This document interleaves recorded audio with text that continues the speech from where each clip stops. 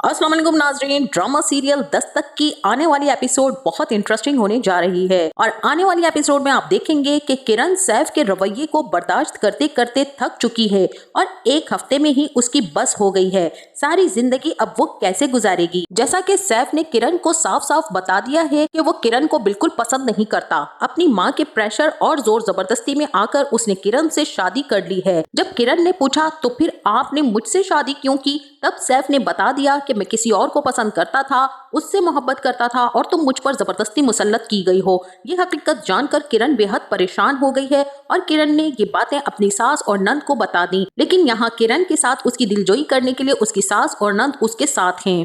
अब किरण सैफ के साथ अपने मैके गई, तब भी सैफ का रवैया काफी ज्यादा सर्द था और चंद मिनट बैठकर कुछ भी खाए पिए बगैर वो लड़का वहां से निकलकर चला गया। अब सैफ की इस हरकत ने मैके में सबको ये जाहिर कर दिया कि सैफ ने किरण के साथ अच्छा बर्ताव नहीं रखा हुआ है और किरण ने अपने माँ बाप को ये बात बता दी कि सैफ किसी और में इंटरेस्टेड है और इस बात को लेकर कबीर समेत सब परेशान हैं। अब किरण के वालिद सज्जाद साहब ने उसे समझाया है कि बेटा, घर बसाने के लिए लड़कियों को बहुत से कम्प्रोमाइजेस करने पड़ते हैं। अब तुम्हारी शादी हो गई है, लिहाजा आहिस्ता आहिस्ता सब ठीक हो जाएगा। कुछ वक्त लगेगा लेकिन चीजें नॉर्मल हो जाएंगी। बस तुम हिम्मत ना हारना और सैफ के दिल में जगह बनाने के लिए उसकी खिदमत में कोई कमी ना छोड़ना।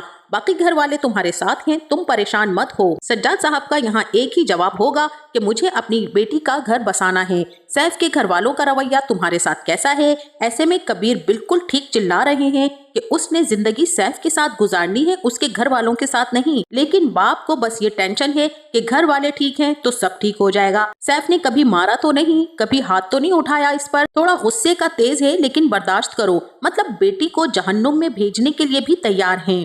ऐसे में अपने कमरे में चले जाते हैं और जब सादिया बेगम उनके लिए चाय लेकर जाती हैं और साथ ही उन पर गुस्सा भी करती हैं कि वो किसी और से मोहब्बत की बातें कर रहा है, वो भी अपनी बीवी के सामने, और आपको ये सब नॉर्मल लगता है।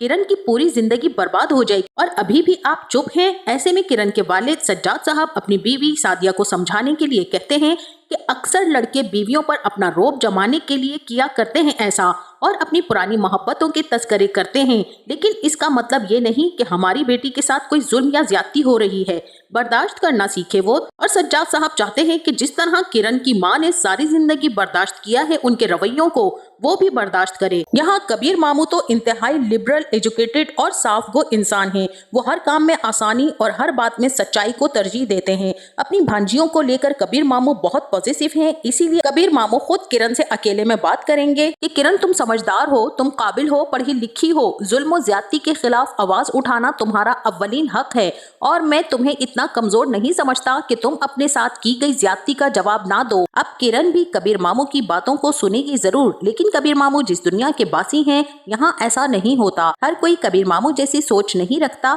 इसीलिए किरण के पास सिर्फ सब्र करने के सिवा कोई चारा नहीं रहेगा। क्योंकि अब किरण कर ही क्या सकती है जब उसके बाप ने उसके घर को बसाने के लिए इस घर का रास्ता तंग कर दिया है। उधर सैफ जब घर पहुंचेगा तो उसके वालिद पूछेंगे कि किरण को नहीं लेकर आए, साथ में डिनर करने गए थे ना तुम तो उनके घर। अब सैफ कहेगा कि उसे छोड़कर आ गया हूँ, मुझे अच्छा नहीं लगता फजूल में लोगों के सवाल का जवाब देना। ऐसे में सैफ के वालिद को इस बारे में पता चलता है कि उसने किरण को सब बता दिया है फरियाल के बारे में, इसीलिए तो उस पर नाराज होंगे और कहेंगे कि तुम क्या साबित करना चाहते हो किरण पर और उसके घर वालों पर? तुम किसी सदी के रूमी हो, बाहीवाल हो, रांचे हो, जो उसकी महबूबा नहीं मिली तो वो बदतमीजियां करता फिरेगा। इस पर सैफ भी नाराज हो जाता है और फिर सैफ भी यहाँ पर जवाब दे देता है और नाराज हो जाता है अपने बाप से कि मैं अब उसे वापस लेकर नहीं आऊंगा। वो उठकर जब जाने लगेगा तो एक बार फिर उसकी माँ ड्रामा करते हुए बेहोश हो जाएंगी और उसकी खाला तो शोर मचाना शुरू कर देंगी। अब सैफ के पैरों तले से जमीन निकल जाएगी और वो अपनी माँ को पुकारता ही रह जाएगा